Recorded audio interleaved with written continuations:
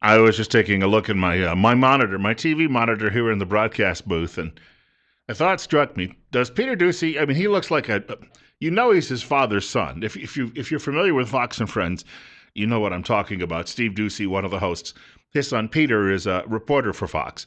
It always helps if mom or dad are in the business. It really opens a lot of doors for you, and you get into it young, and you get some advantages other people simply don't get in media. Think about all of the Wallace children, Mike Wallace's children, who are in media.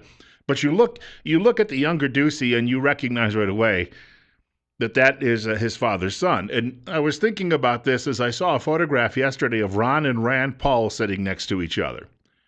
The only difference being is one has whiter hair. Otherwise, if they were the same age, if you look at a picture of Ron Paul back in 1988, when he was the Libertarian Party candidate for president, you wouldn't be able to tell the difference from his son. Where I don't really look a whole heck of a lot like my dad, but I'm not even going to get into that because it might raise some questions that I don't want to answer. 40 at our studios, coming up on 8 minutes after 8 o'clock. Bill Colley with you this morning until 10 o'clock. Unless, of course, something drastic happens, the building falls down, or I have a sudden coronary, or someone just comes running in and says, "That's it, that's enough, we've had enough of you." Any number of those things have happened to me in the past other than the coronary. The building fell down on me at a TV station one time when a tornado came through, and I used to get a lot of that's enough at one of my previous talk shows.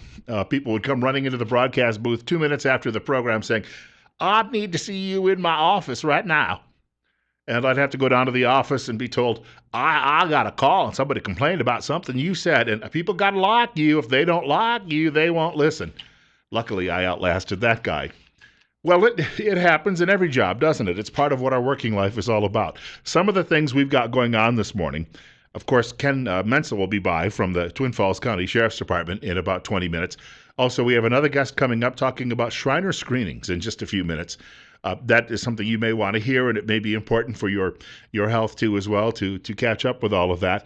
And then I'd like to also mention something, if we could, at least at the beginning of the program. It seems there is no end to trying to get a transportation bill through the Idaho State Legislature. The Associated Press, in fact, talking about that. You may have Republicans controlling the state House and Republicans controlling the state Senate, but they act as if they are in polar opposite parties. That's the conclusion I've been making over the last few weeks with some of the legislative arguments. Steve Millington hinted at it while he was here with us the other day when he said certain people in the House apparently don't talk very well with certain people in the Senate. And over in the state Senate, there seems to be a belief that somehow they are a House of Lords and that the rabble over in the state House is just a group of Tea Partiers, and never the two shall meet. So this is a story from the Associated Press. In the House, lawmakers rejected the Senate's amended proposal to raise nearly $127 million in new transportation funding. Now, you had the House put together a bill. It didn't cover much, $20 million of an estimated $260 million needed. The Senate rejected it. The Senate went back and said, we're going to have a 10-cent a gallon gas tax increase for the next 4 years. And we're going to, raise the rates for your registration fees. And there were any number of things they were bringing up with all of this that they planned to raise. And then they came up with this plan. They sent it back over to the House, and the House said no. So you've got each side saying no to the other side now. And that means this is going to drag on perhaps for considerably longer at this point. Instead, House Speaker Scott Bedke, AP reports, says he plans on petitioning Senate leaders to form a joint panel. Now, considering the way things are going right now, I don't know how a joint panel is going to work things out, because you may end up with just some big brawl across the table as this takes place. It is known as a conference committee, the AP trying to help us out with that because, we need to know the formalities of it to find a viable transportation funding solution. Look, manna from heaven. Across the rotunda in the Senate, legislators approved a proposal to reduce the cost of a public road repairs and maintenance by roughly $20 million, as well as the Idaho Transportation Department's 2016 budget. So in other words, no one will be able to come along the road and pick up all the dead deer. Well, if you like your roadkill 2 or 3 days old, you'll have plenty of that available for your own use at this point. So how do we solve this? I don't know that there's any particular way to solve this without punting for another year, and it looks as if that's going to happen. Nobody seems willing or able to come up with some sort of compromise with all of this. And I've said it before, none of us wants to pay a lot more taxes, especially me, when it comes to gasoline. And I have to admit, I'm not using a lot of gasoline at the moment. I've had jobs where I've had to commute, 45 minutes, sometimes even longer. And then you get concerned about the price of gasoline. But I have a 5-minute commute to work and a 5-minute commute home. I may go 3 weeks sometimes before I have to go refill the gas tank. But even then, 10 cents a gallon tacked on seems to me to be, well, right now we have oil prices that dropped by 6% yesterday around the world. Biggest drop in a very, very long time. And it looks like we're going to, you say that, and you've got to qualify that. We'll talk a little bit about the oil later in the program. It looks like you're going to have cheap oil and gasoline for a while. But you have to temper those remarks because any day now, the Israelis could say, to heck with Mr. Obama, we're going to go over and bomb those Iranian nuclear facilities. And then all bets are off in the Middle East when that happens. And the Iranians are sending their warships to Yemen and various places. And all you need to do is, even if it has no impact whatsoever, because the United States has vast oil supplies that we've managed to go find. And by the way, the government had nothing to do with that. That was all done independently. America has all of this. Even though we would have enough to get through all of this, you realize that is the excuse for raising the price of oil to a couple of $100 a barrel. That's how all of this works. So we could have a 10 cent a gallon gasoline tax. Yesterday, I decided to buy gasoline for the first time again in several weeks. So I pulled into the pumps at Fred Meyer. I got my 10-cent credit because I do a lot of my shopping there, which knocked my price down to $2.35.9 per gallon, so $2.36 per gallon. Let's not quibble about the 0.9. That's always it's designed to ensure that you see a price and go, wow, $2.35 when you're actually paying $2.36. It's like the guy who's selling an item for 99 cents versus $1. You understand he's going to sell just because your eyes see it and you go, wow, 2 digits instead of 3. This is a real bargain. So I pulled in, I bought my gasoline. Well, if you add that 10 cent a gallon to that, all of a sudden, whatever I've been gaining by shopping at that store just goes away. It vanishes at that point. And I think we have to be realistic about this. There must be a better way to raise money for road repairs instead of hitting people up when it comes to gasoline. Because frankly, if you have a job, and I know a lot of people, the old days when a guy lived above the store, there may be a few people who still do that. But I'm going to tell you right now, most people have to get in the car or the truck and they have to drive somewhere. And they don't have a lot of choice in the matter. And when you live in the Mountain West, it's not exactly like those drives are always short. There's a lot of distance between a lot of towns. And if you've lived somewhere for 40 years and all of a sudden you lose that job and the closest job you can find is a 90-minute drive away, that's pretty routine, isn't it? So here you go. They are looking to gouge you, who probably are going to be earning less in the first place, spending more for gasoline in the second place, and they're looking to tack on to all of that, number 3. And once more, it doesn't help the people who actually do most of the living, dying, and tax paying in the state of Idaho. 8:15, Bill Colley with you on Top Story, 39 at our studios.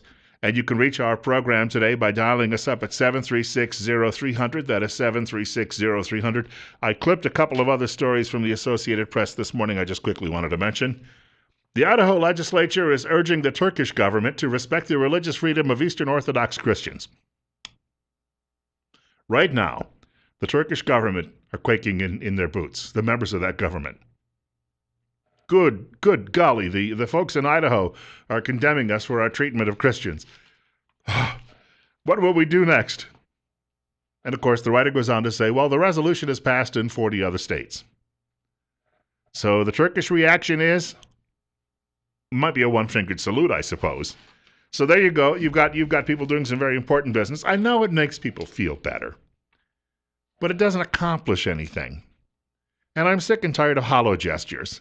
You can now go back to your home district as a legislator and say, I stood up for Christians in Turkey. Well, that'll get you maybe one vote. So you can go to all of your local churches and say, yes, I did this because Mr. Obama won't do it. What are we supposed to do? Turkey's a NATO ally. Are we supposed to go over there and bomb the snot out of them? We haven't done it with anyone else. I've got this as well. And this is one last story out of the state legislature. Legislation seeking to end a retirement bonus for state lawmakers who take high-paying state jobs at the end of their careers died Wednesday.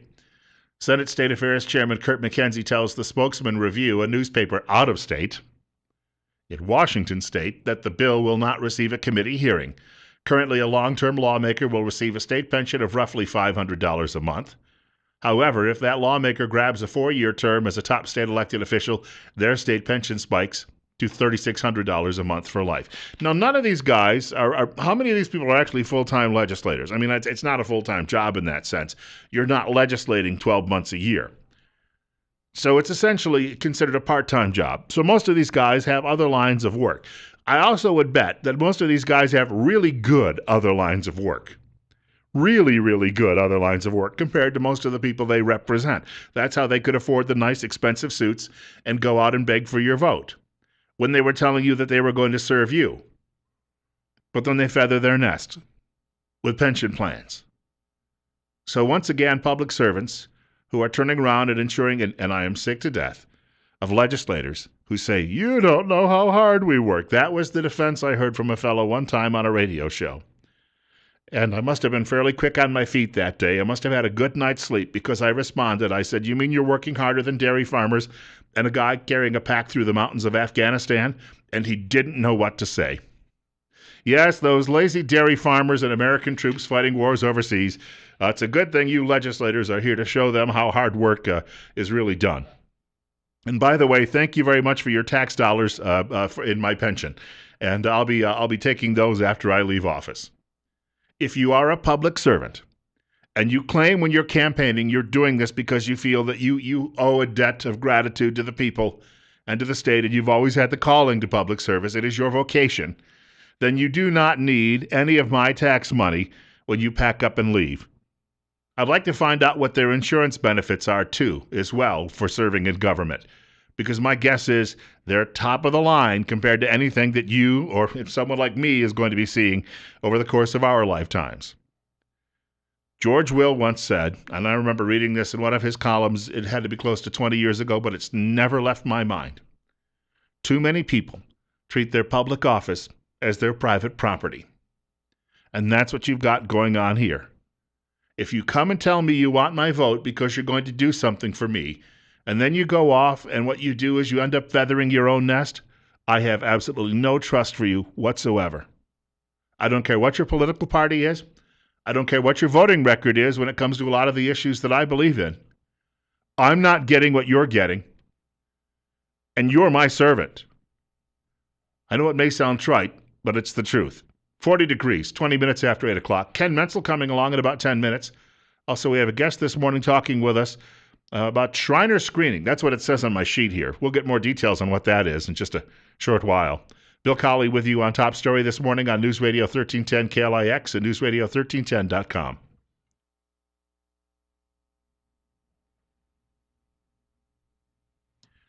Anybody know who Victor Davis Hanson is? If you're a History Channel watcher, you may well know who he is. He is a professor at Stanford University in California. And if you ever watch any of those documentaries on the History Channel, and some of them are on the Military Channel too, about some of the ancient battles fought by the Greeks and Romans, you'll see Victor Davis Hanson as one of the people who's interviewed frequently because he studies those things, ancient warfare and the like. In fact, I have a friend who retired from the U.S. Air Force and had planned, and I did not know this until one time I was talking with him. We were at some event at the local firehouse, and I was talking with him, and he said, I planned the raid on Libya. Excuse me? Yeah, he said, during the Reagan years, I planned the raid on Libya. Oh, okay. After that, I didn't want to get on his bad side at all because, what he did over there was pretty nasty. But he was telling me one time that Victor Davis Hanson was a friend of his because he would attend a lot of these military conferences. Hanson is not just, though, a guy who can talk about military issues. He can talk about education issues as well, as he is teaching at a large university in neighboring California. 42 right now, coming up on 8:45. Bill Colley with you on Top Story on News Radio 1310 KLIX and newsradio1310.com. Hanson is writing, in fact, about the modern university at National Review Online. which I would highly recommend for anybody out there who would really like to get some in-depth political thought that isn't all skewed to the American left by the mainstream media. National Review is a publication founded by the late William F. Buckley and his sister Priscilla, who was one time a guest on one of my radio shows some years ago. And the magazine continues today. It is not perhaps a huge moneymaker, but the people behind it believe it's a necessity. Hansen is writing, and he's writing about the modern university failing students, and he says, in every respect. He said they used to teach students some very classical education. He said campuses encouraged speech that was open and freewheeling. Third, you expected you would come out and get a good career. Finally, he says, they were not price gougers. He said the current universities are failing on all of those counts. And all of you who are sending a child off to college, thinking about it, and you're wondering what it's going to be worth for you and your child, you have to really take these things seriously any longer, because there are so many great jobs out there that are going unfilled that don't require a college education. You wonder then, what is the advantage of sending the young one off? He writes, a bachelor's degree is no longer proof that any graduate can read critically or write effectively. I see that in the broadcast business, not necessarily here, but I spent a number of years working as a television news director, and we had to do a lot of remedial work with a great many people. He also says safe spaces are now designated areas where traumatized students can be shielded from supposedly hurtful or unwelcome language that should not exist in a just and fair world. That's the argument from academia. He said, you got all these kids who are listening to hip-hop music. They're very worldly. They show up at college and they get treated as adolescents and with kid gloves. And he goes on to write, the collective debt of college students and graduates is more than $1 trillion. Think about that for a moment. What is a trillion? A trillion is 1,000 billion. What is a billion? A billion is 1,000 million. These are figures that the average human being can't even get his or her hands around. They are so large and so ridiculously large that the default rates are just going to continue to skyrocket as a lot of these young people cannot find work. And because of that, in many cases, the rest of us are going to be picking up the pieces. He writes, today's campuses have a higher administrator-to-student ratio than ever before. Those who actually teach now are a minority of university employees. I read that even in the New York Times, the Bible of American Liberalism, a couple of weeks ago. A guy writing on the op-ed pages was pointing out the real inflationary pressure in universities has been the fact that they now have so many administrators. You know, if you have somebody who is in charge of pencil sharpeners on campus, not that they use a lot of pencils any longer, he'll have to have 3 or 4 deputy pencil sharpener inspectors who are all running around at $200,000 a year. That's why college is so incredibly expensive any longer. He goes on to write, the now predictable ideology of college graduation speakers should instead be a mystery. Students should not be able to guess the politics of their college president. Do you know who Ben Carson is? I think some of you are aware of Ben Carson. A world-renowned neurosurgeon, used to separate conjoined twins. This guy has a backstory. He is just one of the most incredible success stories in American history. They've made movies about the guy. And he was working at Johns Hopkins University in Maryland, in the Baltimore area, and he got selected when he was nearing his retirement. He got selected to be the graduation speaker, but then he popped up at a national prayer breakfast, and with the president sitting a few chairs away, he criticized the president. Carson then, even though he had made a name for that university, he was one of the brightest stars in the Johns Hopkins firmament. He was then disinvited as the graduation speaker. Because why? Well, he offended somebody the faculty liked. So therefore, because he was a conservative Christian, he was barred and told, you are no longer welcome. Oh, and thank you, by the way, for burnishing the reputation of this campus for the last 40 years. The writer, Mr. Hansen, goes on to say, colleges need to publicize the employment rates of recent graduates and the percentage of students who complete their degrees so that strapped parents can do cost-benefit analyses like they do with any other major cash investment. Wouldn't that be interesting? You send your kid off to college.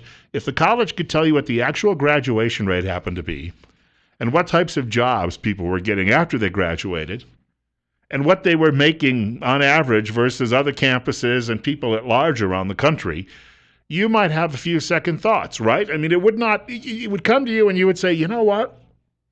Maybe this isn't the right choice for us. And I loved college. I'll admit that. I also admit I goofed off a lot in college. But I got some decent grades and I walked out of there knowing a few things I may not have known. But when you consider what I do for a living, I didn't need it.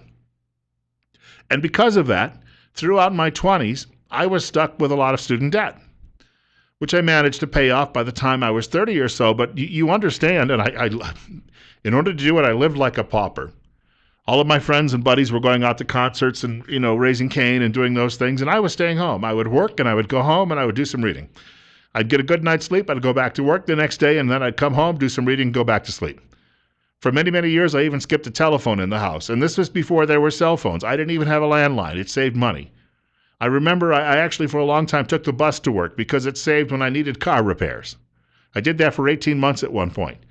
It wasn't fun, but hey, you know what? It cut down on some expenses. And my only TV set, my mother in 1979 had given me this little portable TV. It had a screen on it, maybe 4 inches across, black and white, and it was a combination FM, AM radio with a TV screen. And so I could sit there and I could pull the little antenna out of that. And I lived about, 25 miles away from a city that had a number of TV stations. And I could watch on that little monitor some black and white TV shows. I had no cable. I had about 5 channels, 3 UHF, or 3 VHF and 2 UHF, designations that don't mean much anymore. And I would end up having to watch programs like the Rukeyser Report, which most young guys didn't have any interest in. But I would get so bored sometimes I would just watch anything that happened to be on TV. And so these types of things would happen to come up. I'm sharing all of this with you because if I had skipped college and decided to get into radio, I would have been able to have a little bit more breathing room. And the fact of the matter is, these are all considerations you have to make before you send a kid off to college, and you should ask your child as well, is it worth it for what you plan to do with your life? And those are questions that maybe I should have been asking because my guidance counselor at school said, everyone's got to go to college. Well, no, that wasn't true. He certainly wasn't telling some of my other friends that, who ended up either going directly into the military or going to work at a local factory or going off to the farm. But they try to pigeonhole people, obviously, in certain directions. But did he really have my best interest at heart? I don't think so. In fact, when I told him I would teach school, he said, that's women's work. Enough said, right? 8:53, 42 at our studios. Bill Colley with you this morning on News Radio 1310 KLIX and newsradio1310.com. And you can reach our program if you are so inclined today. We have generally a cabal of sick, twisted individuals who do chime in from time to time. The telephone number is 736-0300. That is 736-0300. I am also available by email at bill.colley@townsquaremedia.com, and that last name is spelled Colley. As long as we're talking about some of these issues, there is a fellow by the name of Anthony Esselin, who also is one of these university professors who spends a lot more time writing about the ills that are going on, not only on campus, but within the country. And he was writing today at a publication called Crisis. And this is what they would say in television. In a related story, he says we no longer live in a democracy. And he's using a few examples. And he says one good reason is, for instance, Common Core. He said if you have a national standard that's being imposed on schools all over the country, that is not democracy, because he says democracy is something that sprouts from the local level. He also says if you have people who insist that school board members have to be professional educators or other licensed professionals in their community, that is not democracy. Democracy is just having people there who have a concern about taxes and their children and what their children are learning and how best to spend our money. He said it may be, from an engineering standpoint, the best way to do it, but it's not democracy. He also says the policeman who arrests teenage boys for offering to shovel their neighbor's snow for money may be following the letter of an ordinance, but neither he nor those who insist upon the ordinance can be called democratic. The avenging harpies of child protective services descending upon an ordinary mother and father who allow their children to play outside without constant surveillance, or who allow them to proceed home from school by the time-tested method known as walking, may have sheaves of statistics to warrant their intrusion, they cannot have one word of democratic poetry. In other words, big government is just closing in on us from every direction. And he says the health of a democracy is not to be measured by how much your representatives meddle, but by how much they need not or dare not meddle with, just as the health of a limb is known by how little you have to attend to it. In other words, if your arm is healthy, you don't have to worry about getting to the doctor a whole heck of a lot. I printed this out. This ended up being about 5 pages long. It was very good reading this morning. And a lot of these things I get in my email every day. What I have done, and it wasn't any, I didn't sit down and say to myself, I am going to sit down and order the following publications in my email every morning. Most of these I came about almost by accident. I would see something online at another website, or someone would link to something, and I would be reading it thinking, this is really good. So I've ended up over the years signing up for a great many publications, and I get up in the morning and I have all of these daily emails, Crisis, Mosaic, Daily Caller, and just Daily Signal, a couple of newspapers that I online that I've done this with too as well, and I get a good smattering of people's concerns from every different direction around the country, even some of them I get that are internationally produced, newspapers from England or newspapers from Israel, and I try to use that as I balance my day. I had a caller when I first launched this show who got angry with me because he said, well, I read something in the Washington Times today, and my guess is that's the only conservative publication he actually reads. I mean, I read it too. I get one morning email from the Washington Times every day with all the lead stories and all the opinion pieces, but if you really want to argue the cause, you've got to have a broad perspective in doing it. And I say this because you may argue, well, I don't have the time. Then you've got to make the time. Because I think all of us have, deep within our own guts, there's a pit, and it's a growing pit, and we can feel it. And it's not very comfortable. It's this notion that things that we once knew in this country are gone, and that we may not ever get them back. But on the other hand, if we could just rally people, and rally enough of them, maybe there's still some hope, and maybe we can find some of those things that we've lost. That's why you've got to invest all the time in doing that. And when you're in an argument with somebody, usually you have one of those arguments with some liberal neighbor, and they're going off about, oh, well, that's mean-spirited. How can we possibly take money away from people with that program? And you can explain to them that we can't afford it. And then you can explain to them, it's the notion of if you've got a boat, and the boat can only handle 24 people, and you decide to throw 100 aboard because, well, we want to get everybody to shore, you're going to sink the boat and everybody's going to drown. We've got to be able to go into this and convince people that we're not being mean, that we're not racists, that we're not bigots, but that we have some legitimate concerns about the future and that they may be missing the point. 42 right now at our studios. Bill Colley with you. It's 8:59. One more hour of our program is just ahead. Hope you can stick around. Oh, gun sales are way up. We're going to talk about that coming up in just a few minutes after Fox News.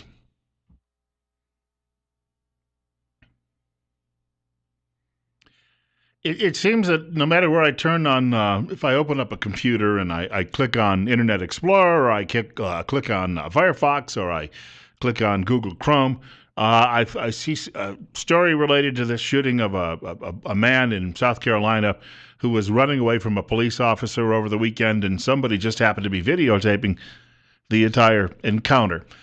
And of course, this has definitely played into the notion that there are some bad cops out there, and I don't think anybody out there denies that, because you have people who are bad doctors, bad nurses, bad school teachers, bad radio announcers, people who do bad things in all walks of life. And you look at that and, you just think to yourself, this did not have to happen. And I was shocked to find out that even though you've got liberals who are claiming that Dzhokhar Tsarnaev should not get the death penalty, even though he planted a bag bomb right next to a little boy on a route at the Boston Marathon, and the little boy died. And you've got liberals saying that, well, it wouldn't be fair to send Tsarnaev to his death. They are saying that they wouldn't mind seeing that this policeman gets convicted and also ends up going to his execution. So the liberals already out there are saying, well, terrorist is good. We can't execute him. He's just a poor misunderstood child. And then you've got people saying, oh, that racist bigot police officer, we'll show them now. But I want to add one thing to this. Just maybe I can throw a little kerosene on the fire. The man who actually took the video, and I'll get to my telephone caller in just a moment. The man who actually took the video says that he was getting his camera ready, trying to actually videotape the policeman and this Walter Scott being the dead man, wrestling on the ground. And they were wrestling, and what happened was, of course, Scott was stopped because he had a taillight out and got into an argument and a fight with a police officer. So the police officer tased him, and they rolled around on the ground. And then Scott managed to break free and started running, and the police officer shot him. How much of that is just adrenaline and a reaction on the part of the police officer? And they're claiming it's racial because Scott was black, the officer was white. But the video also shows another officer running up and helping cuff Scott while he's on the ground. And the second officer is black. So he happened to be present during all of this. Might be a partner, which would definitely say it's not necessarily about race. I have a caller with us. You're on the air. You're listening to Bill Colley this morning, 9 minutes after 9 o'clock, 43 at our studios on News Radio 1310 KLIX and newsradio1310.com. What's on your mind? Good morning, Bill. I'm former law enforcement in 3 different states, one of those states being California, Southern California. And I'm a white guy. I've worked with a lot of minorities. And I have to say, I don't see a racial element necessarily in this particular instance that you're talking about. Sure. The shooting wasn't justified. That's clear. But I've worked with a lot of police officers, and yeah, there's bad ones. Just like you said, there's bad people and everything. But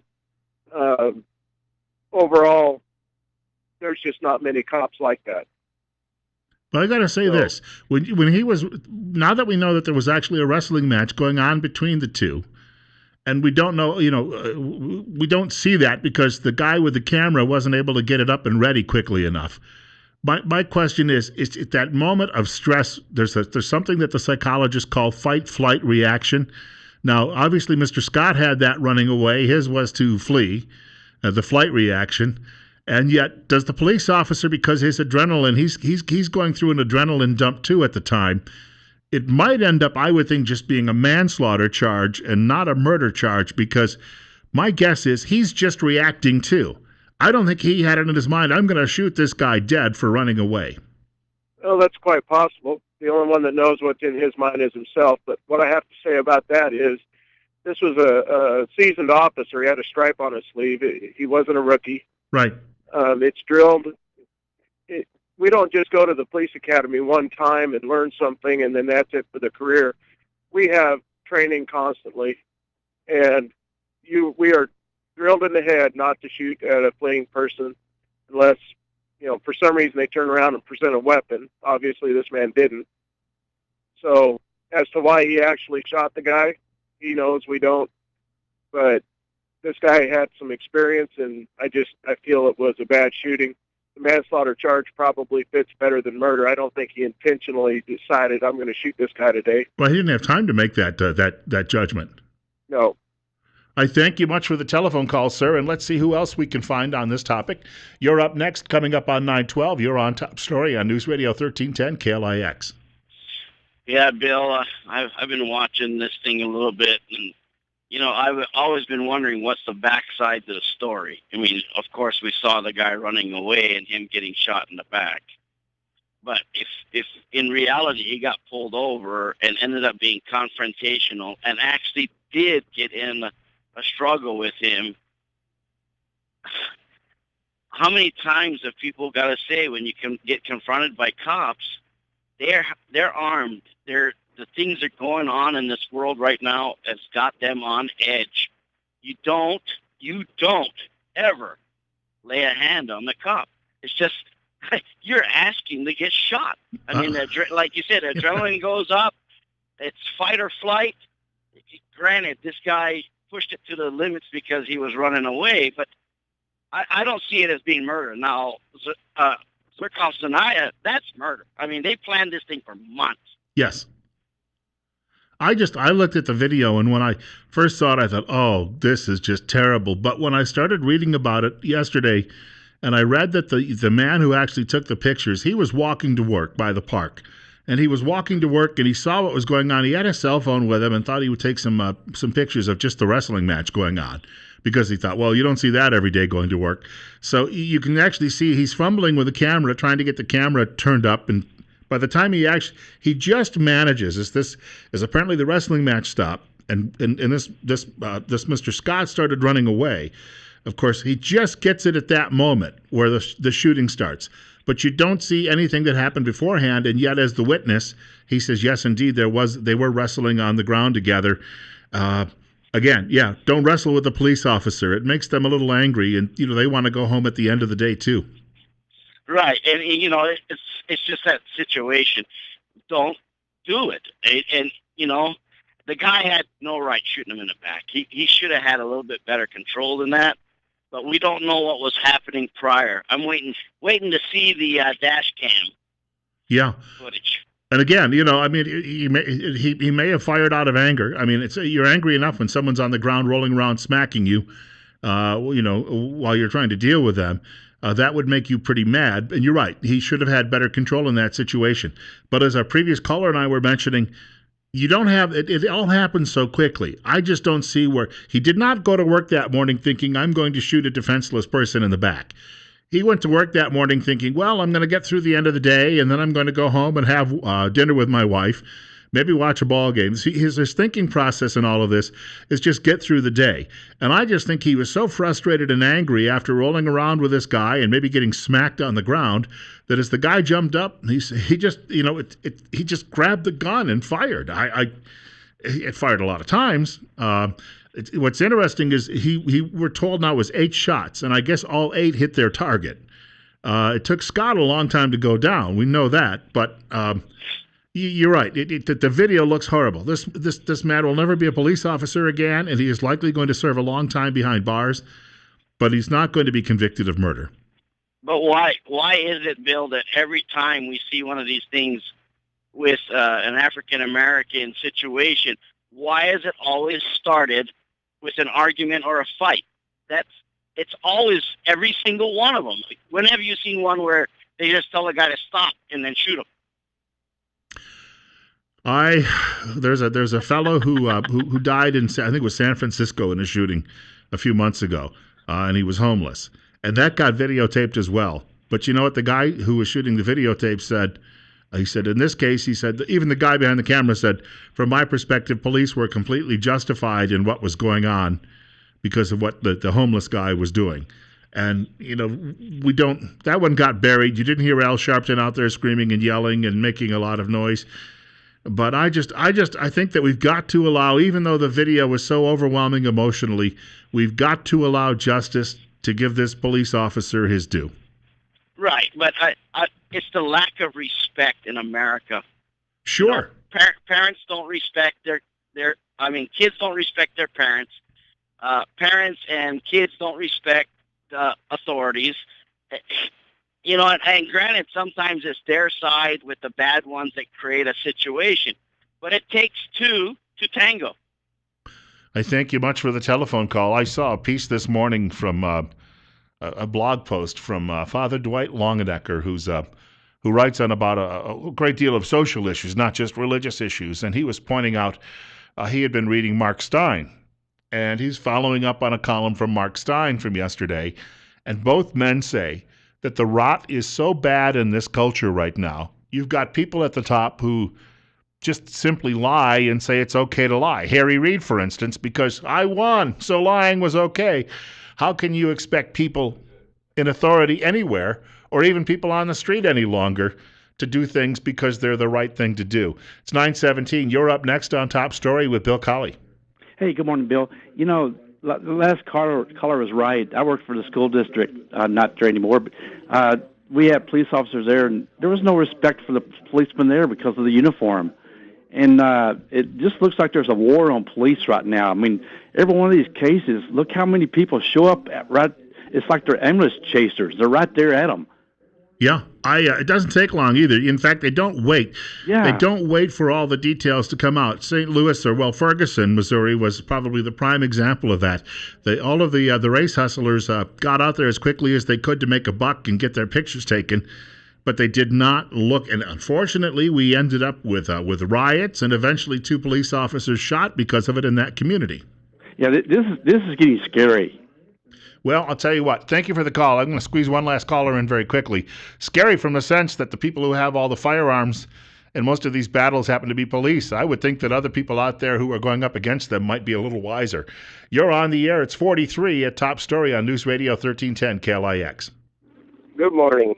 Listen, Kyle, you preach a lot of respect, but when I hear the callers on this radio station call the president a dirty SOB, I mean, if it's respect, let's all give each other respect. If not, let's not be selective about who we respect. If not, respect is not who you like. Kumbaya, my lord, kumbaya. There we go again. Why should I respect the president? He's just sold out one of America's greatest allies. So he thinks he can look good historically. Give me a break. The guy the other day was lecturing Christians on how they should better lead their lives, as if he'd know, after he sat through Jeremiah Wright's sermons, well, slept through them for 20 years. No, no, no, no, not God bless America! I remember it all too well. By the way, it was Hillary Clinton that actually tipped off the press about that one. 20 minutes after 9 o'clock. Look, more on this coming up, more of your telephone calls as well. Speaking of guns, the president may have done a lot to encourage, according to the Washington Times, gun sales in this country. Details on the way.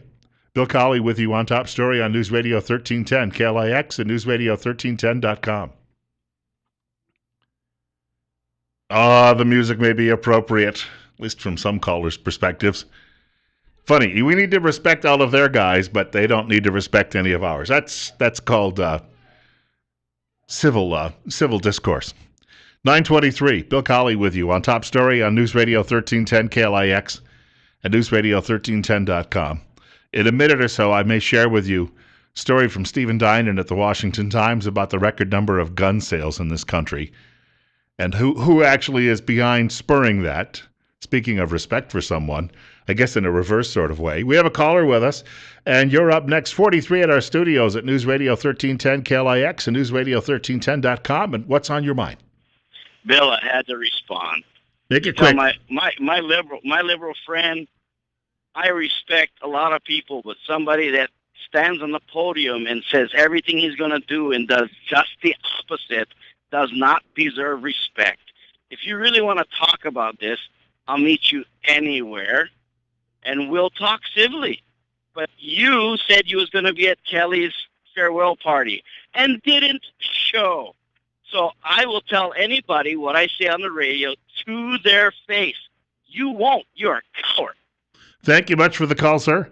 Let me put it this way. If you like your health care plan, you can keep it. Was just the tip of the iceberg. The Mark Stein column that I was referring to a few minutes ago says, when you get that type of and then remember he said in 2008, I believe marriage is between a man and a woman. And remember where that one went. How about in 2008, we heard all this stuff about Senator Cotton from Arkansas, supposedly going under the table and warning Iranians that this deal would not hold, and how terrible it was because senators should stay out of what the presidents do in imperial America. But yet back in 2008, it was Barack Hussein Obama who was going around the country denouncing NAFTA, the North American Free Trade Agreement, while at the same time quietly calling the Canadians saying, I'm only trying to get elected. It's just a lie, so play along with me. We know that because the Canadian government wouldn't play along and the Canadian government blew his cover. Now, he says he doesn't recall ever hearing Jeremiah Wright say all of those naughty things in his church. By the way, Robert Menendez, a senator who is in his own party from New Jersey, is being indicted shortly after crossing Mr. Obama on the Iran and Cuba issues.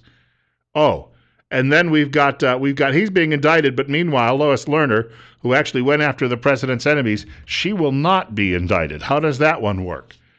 And you're telling me I've got to respect this clown? I'm sorry. I'm sorry. This guy is a media public relations creation.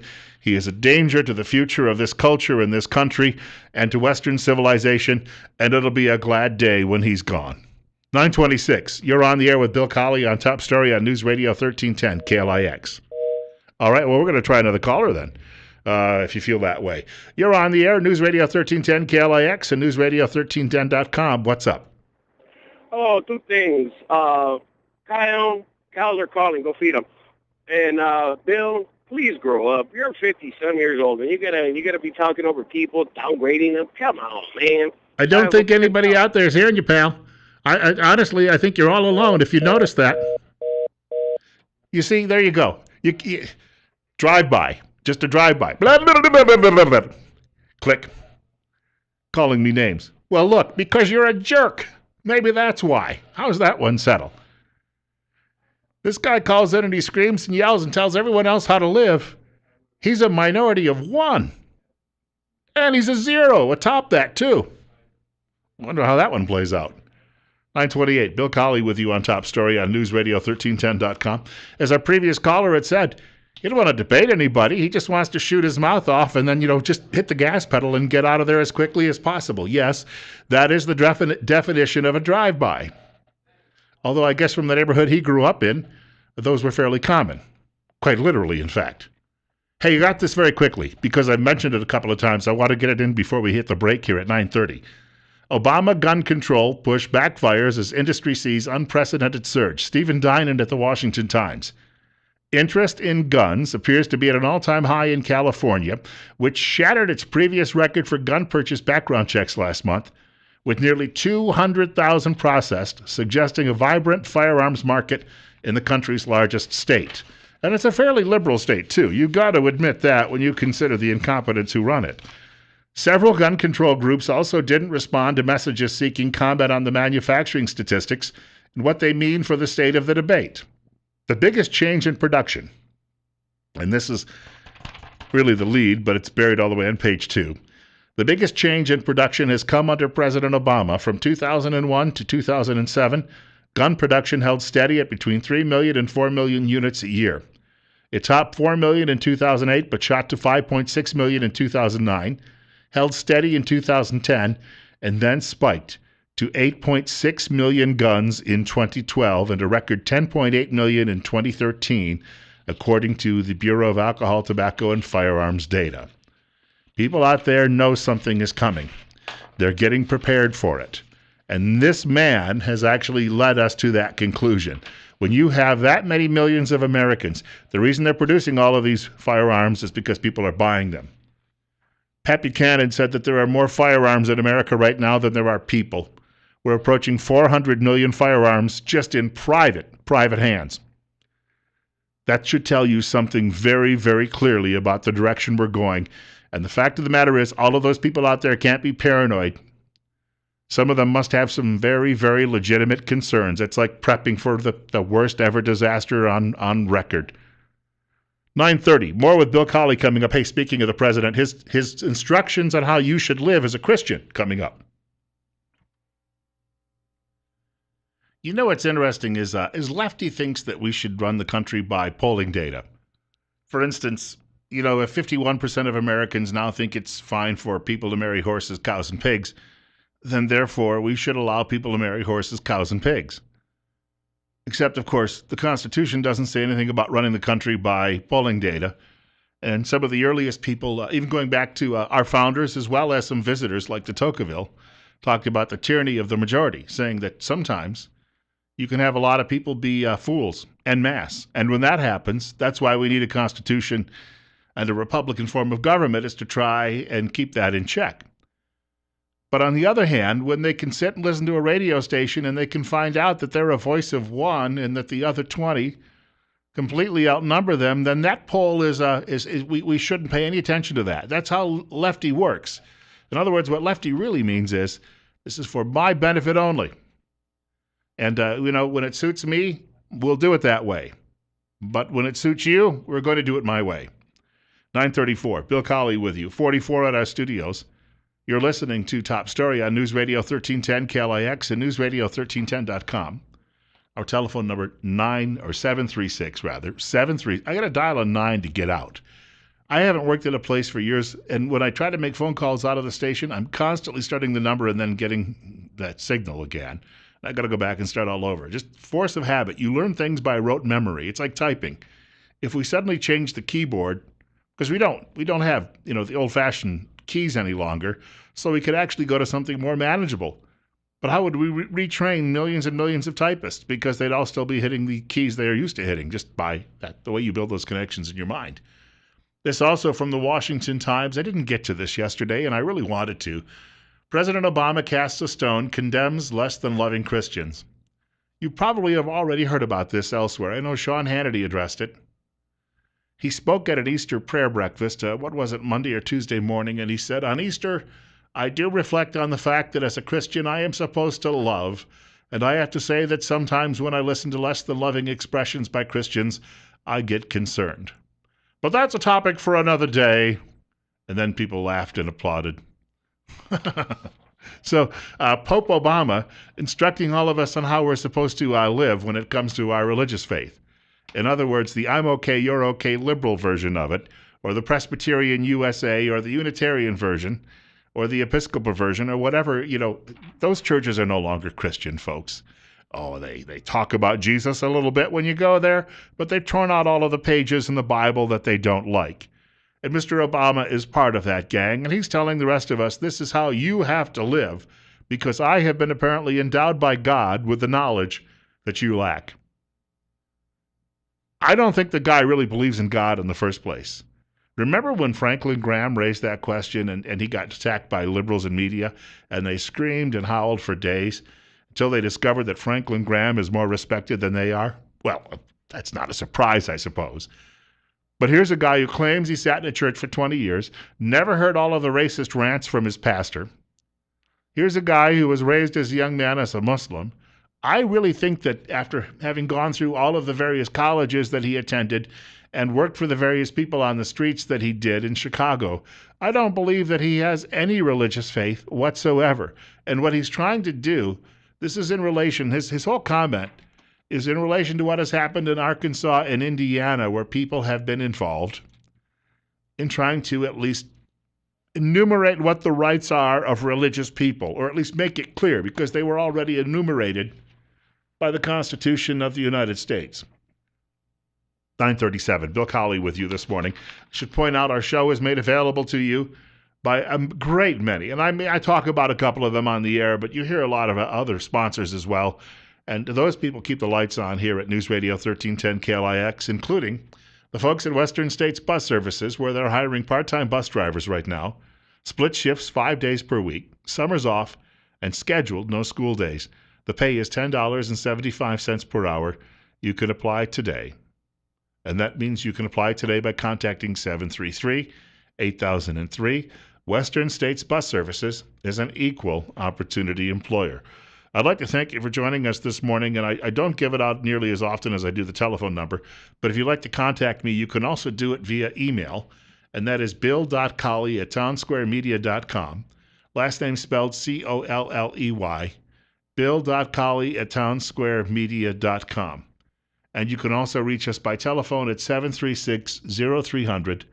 That is 736-0300. I had wanted to delve into this last half hour. Hopefully we'll still have some time. We've got a couple of short breaks still ahead. The price of oil. This is amazing to see this go on, because I know a few years ago people said we would be paying $7 or $8, $10 a gallon for gasoline within a few short years, and it never happened. It didn't happen because of the shale revolution in this country, because the people in the industry who are often accused of just chasing profits and after nothing else but that and their own narrow interests, because they actually went out without any help from the government and they did their own research and development, and they found ways to extract oil and natural gas from beneath the ground. And what they've done is that they've turned this around into a benefit. It may well be that these wildcatters in many cases, plus some of the people in the larger industry, energy industry, are really to credit for saving the U.S. economy, because Cheap energy has kept us moving along despite the fact that the economy doesn't grow. Doesn't grow at all during the Obama years. Stagnates. And yet they did it without any assistance or help, especially a lack of help from this government. Details on that ahead. It's 44 at 9:40. You know, why would you have any respect for the man in the White House when he 2 or 3 times a week meets with Al Sharpton at the White House? And even folks on the left admittedly say that Al Sharpton is a race baiter. And I just use it, the whole situation of race as a means of enriching himself. And then he doesn't pay his taxes. We should point that out too as well. Sharpton now says we need a national police force. Yes, he says we need to nationalize police across the country. Now, you ever hear the phrase Gestapo?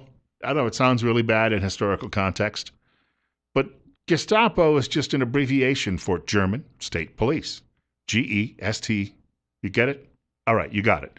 Gestapo, German State Police. Just taking some letters, first couple of letters from each name, and stringing them all together to make one name. That's a German way, I guess, of doing an acronym. But he thinks what we need to do is have a nationalized police force under the control, apparently, of, I don't know, somebody at the State Department, or somebody at the Justice Department, or somebody at the White House. That's a frightening, frightening thought in the long run. The idea, well, we'll increase standards that way. Well, you'll give someone the power of a Praetorian Guard spread all across the country. 9:45, Bill Colley with you. 45, in fact, is the temperature at our studios of News Radio 1310 KLIX and newsradio1310.com. You can reach our program by dialing 736-0300. I have a message. A friend's been listening online, and he asks, he sent me this after hearing that we should respect the president. You might respect the office, although it's not the office of a monarch, it's the office of a president. But he writes, respect a non-citizen commie Muslim, bite me. And then he says, zombie. So that's a reaction from somebody via text this morning. You're up next. You're on the air with Bill Colley on Top Story on News Radio 1310 KLIX. Text this morning. All right, can you turn down the delay or turn off the radio so you don't hear me in delay? All right, I guess not. 736-0300. Strange hearing yourself. You pick up the telephone and you hear yourself all over again. 736-0300 if you're so inclined to reach us this morning. I wanted to very quickly mention this. Oil prices tumble as supplies hit new record. This is at the Wall Street Journal. It's called Oil Watch, and it shows that there was a tremendous change in oil price yesterday. Crude oil for May delivery slid 6.6% a day after rising 3.5% to set a high for the year. So the high for the year was a 3.5% increase one day, and the next day that was not only all erased, but another 3% was eliminated. Wednesday's slide was triggered by a report from the U.S. Energy Information Administration showing that the nation's crude stockpiles soared to a new record last week, posting the biggest increase in 14 years as oil production rose. Now, as the price goes lower, a lot of those people who are pumping oil out of the ground in the Dakotas and Texas, they will just simply put those wells offline. The price will go back up. The price goes back up, they'll start pumping oil again. This is how this works. So with the infrastructure is already in place. It's not like they're going to shut those wells down and we'll never see it again. This is a huge boon for the U.S. economy.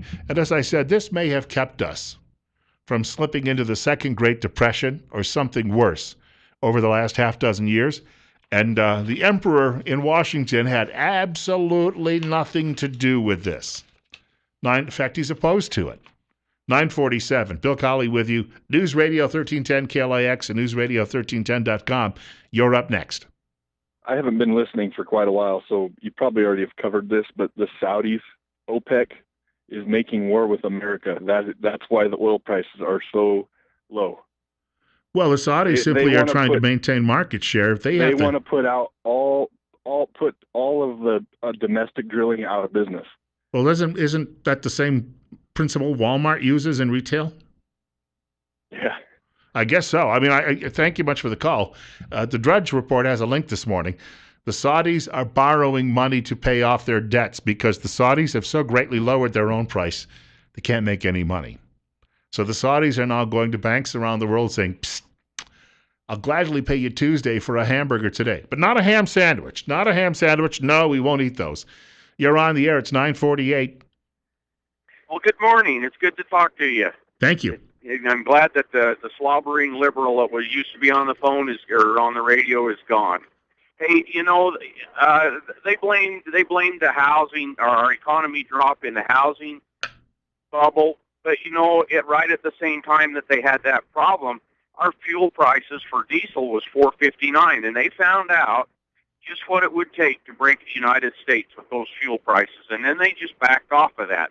And I'm here to tell you that, in my opinion, that housing bubble was caused by high fuel prices because you either went to work or you paid your house mortgage. Yeah.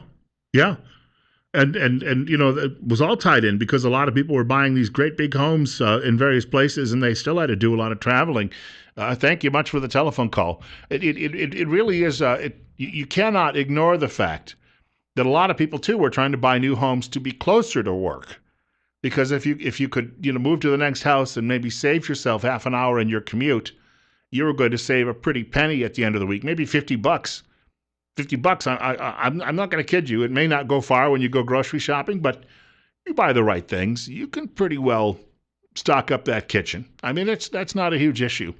Mike Huckabee is coming up next in just a moment. The Huckabee Report is brought to you exclusively by the financial advisors at Waddell & Reed in Twin Falls.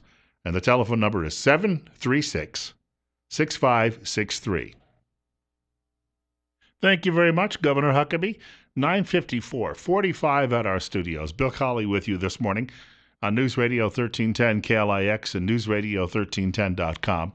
Telephone number if you'd like to reach us in the waning moments of the program, 736-0300. I do want to point out Rush Limbaugh will follow news at 10 o'clock from Fox. And, of course, Sean Hannity, as usual, at 1 o'clock this afternoon following news. Glenn Beck after 4 o'clock news, and then Dave Ramsey tonight. All right here. Now, I say all of that all the time. You've got to realize that once in a while those guys take a day off and someone does fill in for them. But generally, I'm talking about the show, which is named after them, so you're still going to get the show. And I'll tell you what, when Rush takes a day off or two, I love Rush Limbaugh. Don't get me wrong. I mean, Rush Limbaugh is to talk radio. Well, actually, I think he's not just the greatest talk radio broadcaster of all time. I think he's the greatest broadcaster in the history of radio. I don't know anyone else that you have some old rock jocks. They were very successful too, but they didn't have to fill a 3-hour program. And Rush does it without guests and generally for 2.5 hours a day without any callers. You think about that. And he does it in such a natural way. I mean, so he definitely is the best in the business. He is to radio what Elvis was to rock and roll, always going to be the king. But the days that he has the fill-ins, I love some of those guys. The marks, I call them, the various marks. There's 3 of them. And he has some other people too now, and then Eric Erickson and others who will step in. But the marks, when they're on the air, love listening to them, especially Stein when he's filling in. He has to have one of the most, I think, incisive senses of humor I've ever heard. And he's able to take a serious subject and put it down and boil it down into a little bit of humor and sell it better, I think, that way. In other words, a lot of people may not like what he would have to say, but he says it in such a pleasant way and makes you laugh about it that you just sit there as you're driving in the car and you just chuckle as you're going down the road. Well, maybe the liberals don't. They're sitting there, he doesn't respect the president. We need to respect the president. Yeah, like you all respected George W. Bush. Yeah, got it. Absolutely. Spot on. In other words, we get back to that case. Civil talk is liberal talk. That's all they mean. When you read your local newspaper and the guy rambles on in the editorial page about being civil, what he means is be a liberal. You ever check the comment sections out on these newspapers their online sections or online presences? And we are going to police this. In other words, any language we don't like, we're going to get rid of.